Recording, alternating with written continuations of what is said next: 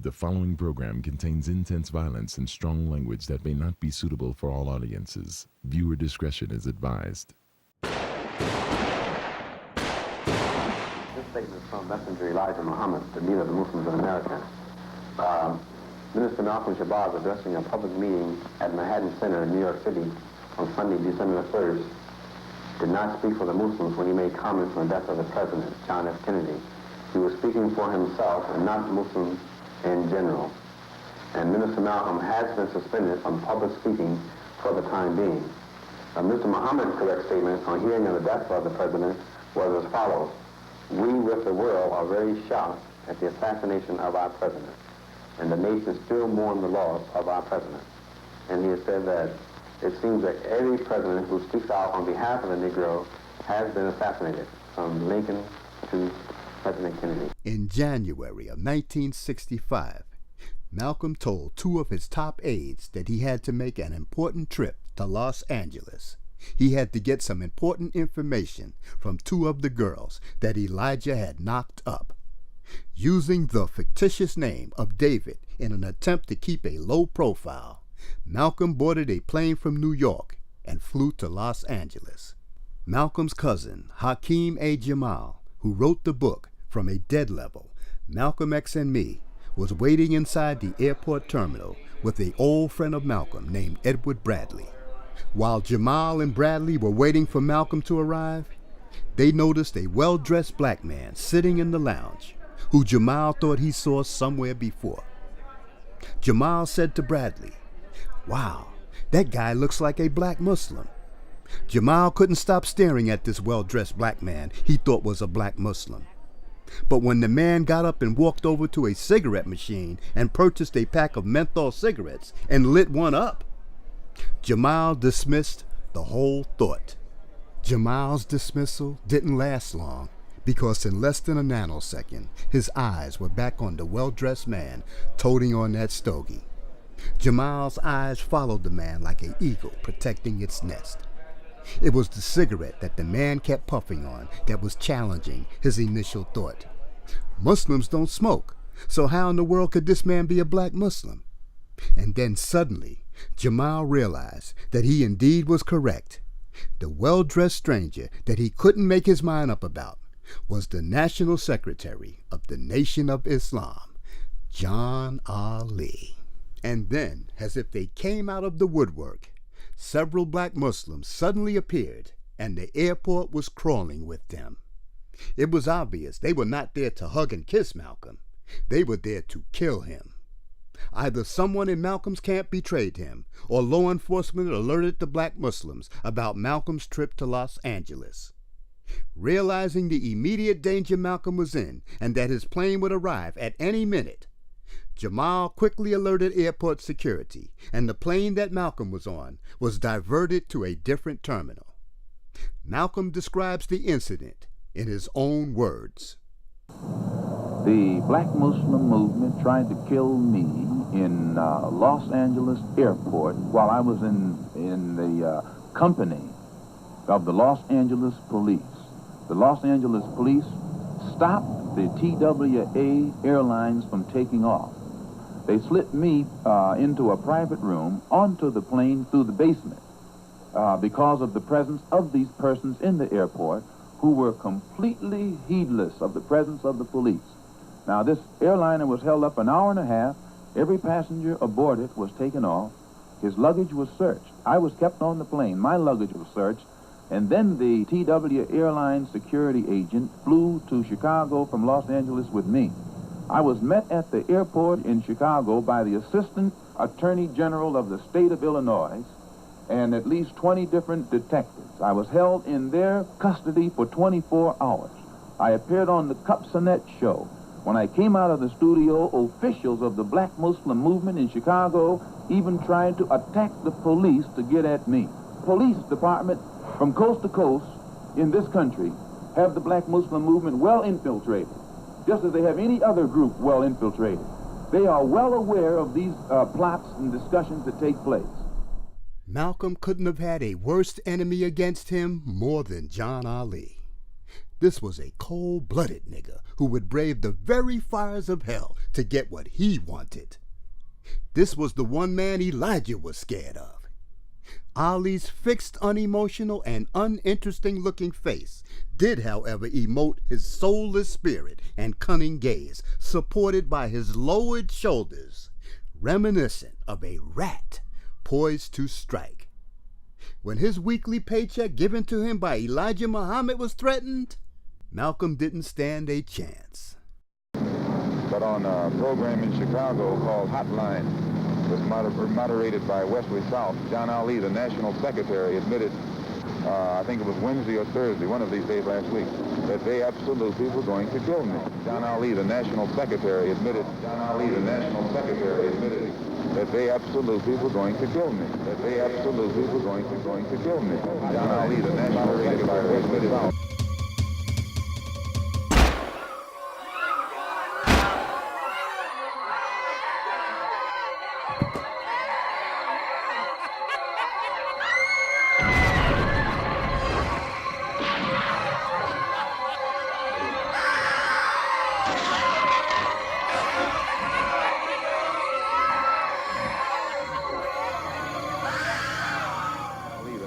Secretary admitted, I think it was Wednesday or Thursday, one of these days last week, that they absolutely were going to kill me. That they absolutely were going to kill me. That they absolutely were going to kill me. Okay, here's the deal. John Ali arrived in New York on February 19, 1965. And checked into the Americana Hotel. He meets with the shooters, and they go over their plans a few more times. After Malcolm is killed, Ali is supposed to immediately fly back to Chi-Town to solidify his airtight alibi concerning his whereabouts. It's important that Ali stands visibly alongside Elijah Muhammad during this press conference, slated for February 22, 1965. The press conference starts on the agreed time, but Ali is not present. John Ali missed his flight back to Chicago and had to take the next flight out to be at the press conference. Naturally, the press conference had to start without John Ali. Elijah Muhammad was accompanied by his son Herbert Muhammad and one of his top aides, Minister James Shabazz. These two men looked on nervously as the press reporters asked the head of the organization some serious questions about Malcolm's assassination. Elijah's son and the chief advisor carefully listened and hoped the old man wouldn't fuck up, because they knew that these news reporters could be very shrewd in getting someone to say something they had no intentions on saying and would later regret, or would have to embarrassingly backtrack live on camera. It was like, I hope his brain doesn't fail now.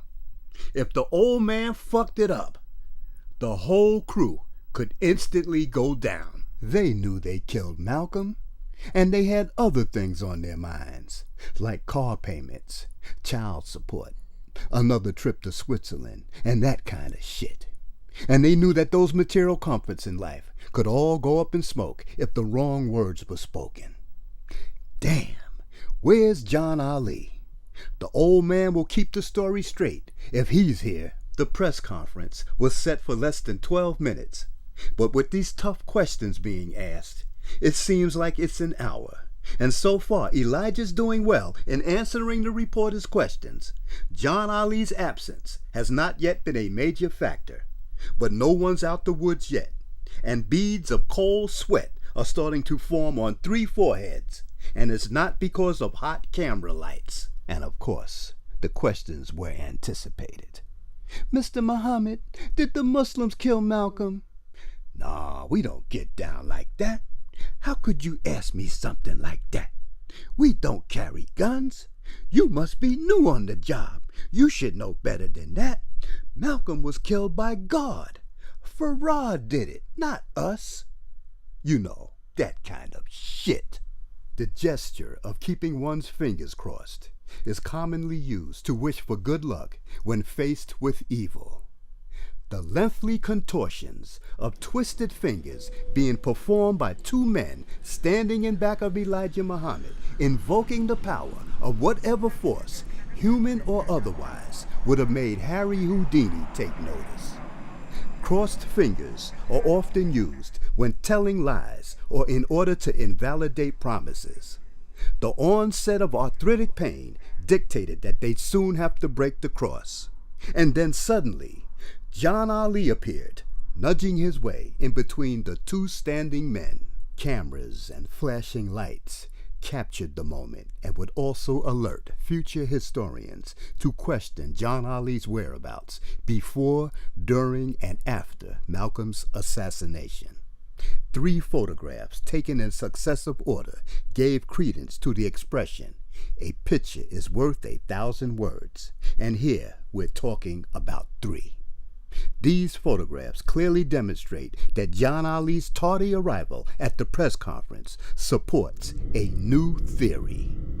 The CCTV camera is a closed-circuit television camera in which captured signals are not publicly distributed but are monitored primarily for surveillance, security purposes, or private viewing.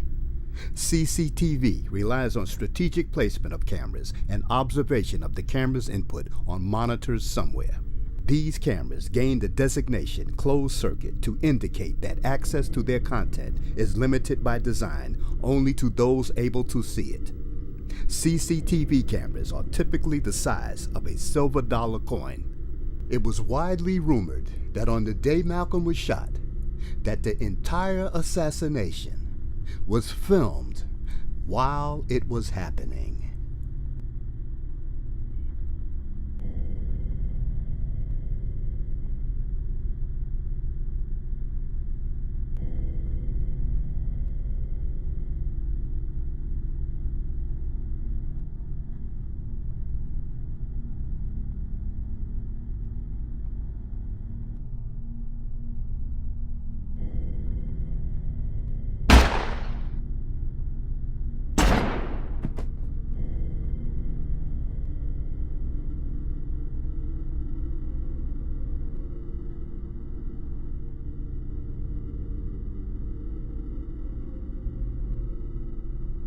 Before he fell, I noticed that across the top of the stage where the curtains are drawn, they come together like this, there were like flash bulbs popping off and off and on. And at first I thought, because the light from these lights that I saw going across, back and forth, just running across the stage, back and forth, like a whole series of flash bulbs were going off. And then another set would go off, and it was like they were just running back and forth like this. My first reaction was, they're firing at him from above. And then in the split second I said, no, it can't be, because when a gun is fired, when the gases are escaping from the muzzle of the gun, there's a bright flame that comes off, and it's not that yellowish color. I didn't think so. It wasn't that kind of color I was seeing. The second thought I had was, they're taping this. And it was like a cold chill. I said, they're making a movie of this. And by this time then Malcolm was flat and the firing was going on. And I couldn't understand why they were still firing, because his feet were up like this. And from where I was seated, like the floor level being lower than the stage, all I could see were his shoes, the soles of his shoes. But the men who were firing into his body were standing up, so they were firing, they were firing at an angle into his body, but from the bottom, the bullets were going from the bottom, going up into his body. And that continued for a few seconds, and I again thought, why don't they stop shooting? Why are they continuing to shoot? The man is obviously dead. And then the shooting stopped. From our research on Malcolm's assassination, the staff of Shabazz Productions have come to the conclusion that from an undisclosed location, that John Ali and a select few saw the pay-per-view murder of Malcolm X on a closed-circuit television monitor.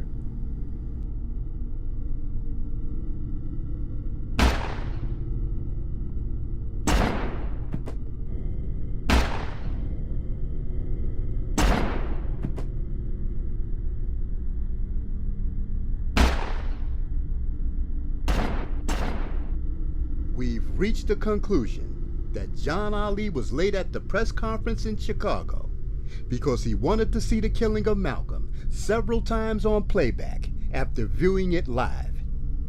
John Ali was having so many multiple orgasms viewing Malcolm's murder on TV that he forgot that he had to catch a plane back to Chicago.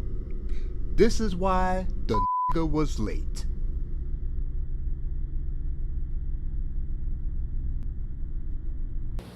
We had not, as I say, never resorted to no such thing as violence. Way I see it, Malcolm is the victim of his own preaching. He preached violence, and so he became the victim of it. Would you say flatly that no black Muslims were involved in the shooting of Malcolm X? I wasn't there, but I don't believe that any of my followers had nothing to do with it at all. Because we don't even know this person. Who do you think might have done it then? Who would have had reason? I don't know. Malcolm didn't know what he was playing with. No, he didn't. He didn't know what he was playing with. You don't jump up against a divine messenger of God like he did. He asked to die. And God obliged him. No, you don't understand. Like someone said, did you Muslims kill Malcolm? So the messenger said, and what if we did? He said, what if we did? Have you ever seen a leader scandalized like Malcolm scandalized Muhammad? Have you ever heard of anything like that? Don't you know if you scandalize a man who's loved and honored by the people, what are you asking for? You're asking for death. And he got what he asked for. And those who killed him, they weren't sneaking behind no damn counter. They came into place where the man was preaching and killed him in front of his own followers. That's fearless men.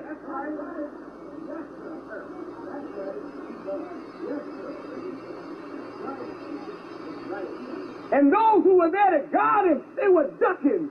Damn cowardly dogs. Ducking and running under poles instead of trying to protect the man. And you say as your leader, you're a damn punk, you don't have no leader.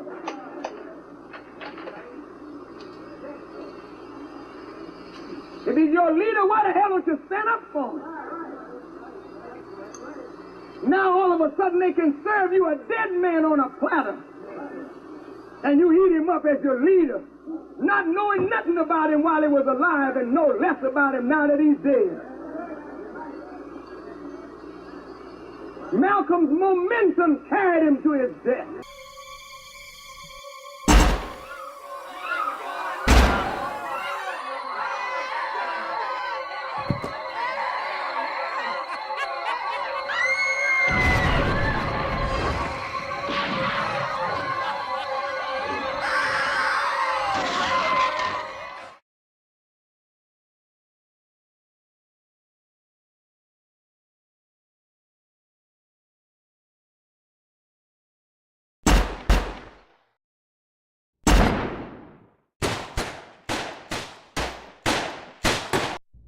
For everyone's safety, federal regulations require that all passengers comply with the posted placards and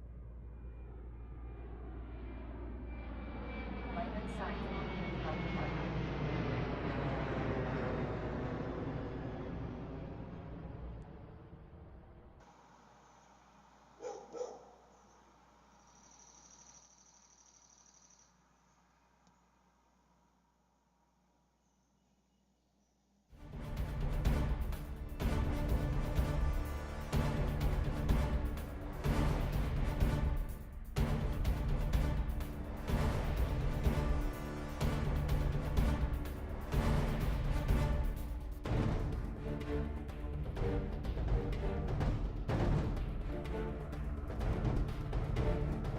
The following program contains intense violence and strong language that may not be suitable for all audiences. Viewer discretion is advised.